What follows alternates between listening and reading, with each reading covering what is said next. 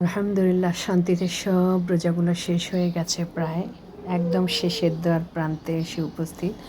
So আসসালামু আলাইকুম প্রিয় বন্ধুরা, আজ আমি শেয়ার করছি আপনাদের সাথে আমার কয়েকটি স্ন্যাক্স আইটেম।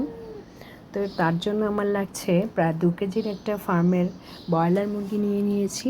এটা কেটে বেছে হাড় ফেলে প্রায় 1.5 কেজি হয়েছে, দেখতে পাচ্ছেন। এটাকে আমি হালকা একটু হলুদ, তারপর আমি আদা রসুন দিয়েছি আমি 1 টেবিল স্পুন, গরম মশলা দিয়ে আর 2 টেবিল স্পুন তেল দিয়ে আমি বয়েল করে সুন্দর করে পেঁয়াজ দিয়ে ভাজা করে নিয়েছি। এখন আমি দেখতে পাচ্ছেন আটার খামিরটা তৈরি করে নিয়েছি।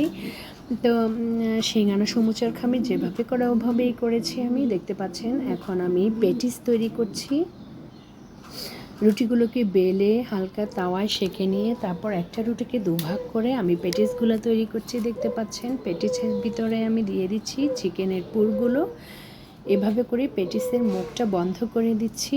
এই যে একদম ইজিভাবে করে নিয়েছি। এখন আমি ময়দার একটা পাতলা বেটার তৈরি করে নিয়েছি। বেটারটাতে চুবিয়ে বিস্কুটের গুঁড়োতে আমি কোট করে নিব। একে একে হয়ে গেল আমার সমস্ত পেটিসগুলো। তারপর আমি প্রায় 3 কি 4টা আইটেম আমি তৈরি করেছি। এগুলো এখন করা হয়ে গেছে। এখন আমি ডিপ ফ্রিজে রেখে দিব। তারপর আমি অন্য আরেকটি আইটেমে চলে আসছি। একই পুর দিয়ে আমি তৈরি করছি। এখন আমি তৈরি করব সমুচার শীট, দেখতে পাচ্ছেন। একটার উপর একটা রুটি বেলে তারপর আমি সমুচার শীটগুলো সেঁকে নিয়ে এসেছি।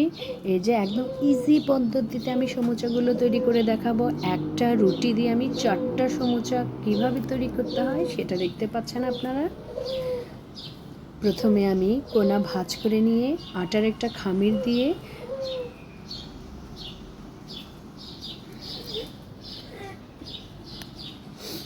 তারপর এটিকে সিল করে নিচ্ছি, দেখতে পাচ্ছেন। এভাবে একে একে আমার সবগুলো সমুচাও তৈরি হয়ে যাবে। পুর ভরে নিচ্ছি আমি। পুরের মধ্যে আমি কিছু ক্রিস্পি রুটি তেলে ভাজা করে নিয়ে এখানে ছোট ছোট করে দিয়ে দিয়েছি। এই যে ভাঁজটা করার পর, এই যে এই ভাঁজটা করার কারণে আপনার সমুচার যে একটা শেপ, সুন্দর একটা শেপ চলে আসবে।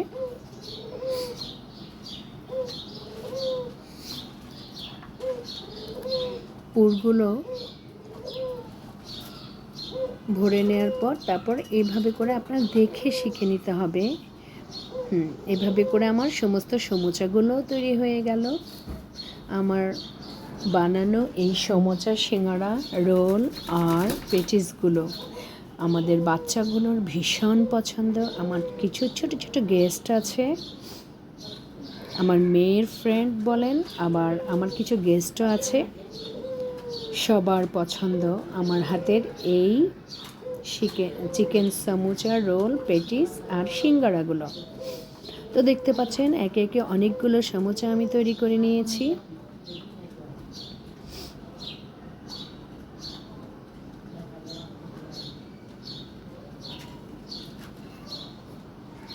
এখন আমি এগুলোও আবার ডিপ ফ্রিজে রাখবো। একটু যখন শক্ত হয়ে যাবে তখন আমি বক্সে ভরে নেব। আমি অনেকগুলো সংরক্ষণের জন্য আমি বক্সে রাখি না, কারণ যখন গেস্ট আসবে বলে বা বাচ্চারা খাবে বলে আমি তাৎক্ষণিকভাবে করে রাখি। আমি ফ্রিজ থেকে বের করে বেশ কয়েকদিন রেখে ওই জিনিসগুলো আমি বাচ্চাদেরকে খাওয়াই না। আচ্ছা, যাই হোক, আমার হয়ে গেল প্রায় 20 থেকে 25টার মতো সমুচা তৈরি আর 20টার মতো পেটিস। এখন আমি তৈরি করে নিচ্ছি চিকেন রোল, স্প্রিং রোলটার জন্য আমি এক একটা রুটি থেকে 2টা করে রোল করে নিয়েছি। এটাকে আমি সেঁকে নিয়ে এসেছি। তারপর আমি কেটে এক একটা রুটি থেকে 2টা করে নিয়েছি, দেখতে পাচ্ছেন। এখন এর মুখটাকে আমি ময়দার যে বেটারটা ওটা দিয়ে বেঁধে বিস্কুটে কোটিং করে নিয়েছি।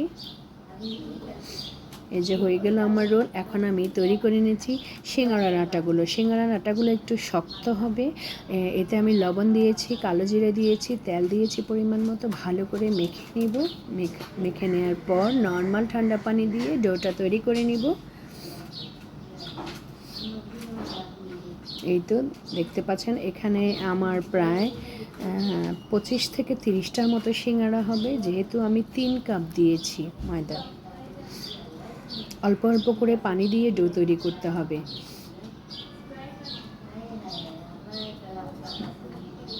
দেখতে পাচ্ছেন সিঙ্গারার ডোটাকে আমি সেঁকে নিব না, কাঁচাই করব। লম্বা করে রুটি বেলে নিয়েছি। রুটি বেলে নেওয়ার পর এটাকে দুভাগ করে এই যে সিঙ্গারার জন্যে শেপ করে নিচ্ছি। আলুর পুরটা নর্মালেই আমি তৈরি করেছি। হালকা একটু আদা পেস্ট, রসুন পেস্ট, লবণ, গরম মশলা আর কালো জিরে দিয়ে আলুগুলোকে ভাজি করে নিয়েছি। এই যে দেখতে পাচ্ছেন সিঙ্গারার মধ্যে ঢুকিয়ে এখন আমি সিলগালা করে নিচ্ছি সিঙ্গারাগুলোকে। এই যে দুপাশ প্রথমে মুড়ে তারপর পেছনের সাইডটাকে সামনে এনে সুন্দর করে সিঙ্গারার শেপে নিয়ে এসে এই যে দেখতে পাচ্ছেন। তো একে একে এইভাবে সবগুলো সিঙ্গারাও আমি তৈরি করে নিয়েছি। এখন আমি ফ্রাই করে দেখাচ্ছি আপনাদেরকে। দারুণ হয়েছে আমার সামোচা, সিঙ্গারা, স্প্রিং রোল আর পেটিসগুলো। আমার কথা নয়, এটা আমার বাচ্চাদের কথা, আমার গেস্টের কথা।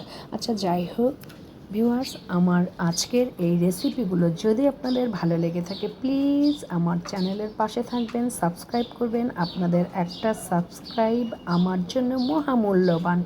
কমেন্টস করবেন, শেয়ার করবেন। আবার দেখা হবে পরবর্তী নতুন কোনো ভিডিওতে। বিদায় নিচ্ছি। আল্লাহ হাফেজ। ভালো থাকবেন, সুস্থ থাকবেন। আসসালামু আলাইকুম।